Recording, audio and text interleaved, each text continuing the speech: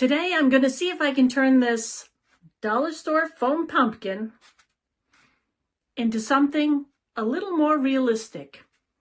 Boo. The first thing I do is remove the green stem and pull out the toothpick that holds it in. The next step was to remove that seam on the top that's caused from the molding process. I use a hot knife, but you could just sand it down. It's a little bit messier.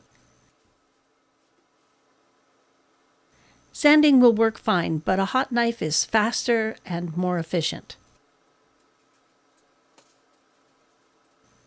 I think this pumpkin is a little too perfectly shaped, so I use the hot knife to deepen some of the sections and to make them a little bit less symmetrical.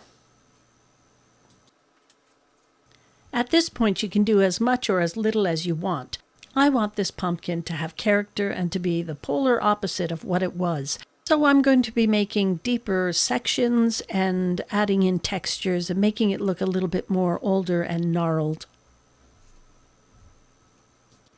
Ideally, I would add more foam and create a longer twisted stem on the top. But I'm doing this using just the pumpkin that came from the dollar store. I don't want to have to add anything else to it other than some paint. Now that I'm happy with the areas that I've removed foam from, I will use a sanding block, you could use sandpaper, and just kind of blend the areas that I've cut away with the rest of the pumpkin. That way you're doing some sanding, but you don't have to do too much. Here's a tip I learned from model makers. Go to the dollar store, pick up the tiny little tubes of super glue or crazy glue, and then you add some baking soda to it, and it becomes like a plastic and it fills and seals at the same time. This is what I use to fill the gaps between the stem and the pumpkin.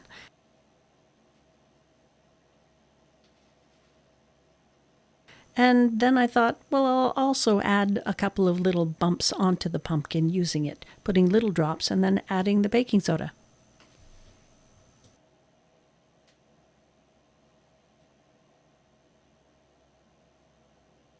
After I dust off the pumpkin, I realized that the parts that haven't been touched are a little too smooth, so I crumple up some tin foil and roll it over the foam just to give it a little bit of texture. Finally, it's time to paint the pumpkin, but because we have exposed foam, we have to seal that. So I use a little bit of Mod Podge, also from the dollar store, and mix it with some craft paint and give it a good base coat. After the Mod Podge base layer has dried, I can go in and add in some color. The Mod Podge base coat color I used was a yellow ochre. So on top of that, I'm just blending in different shades of orange and yellow, and then I add a little bit of forest green to one side. And again, these are just craft paints.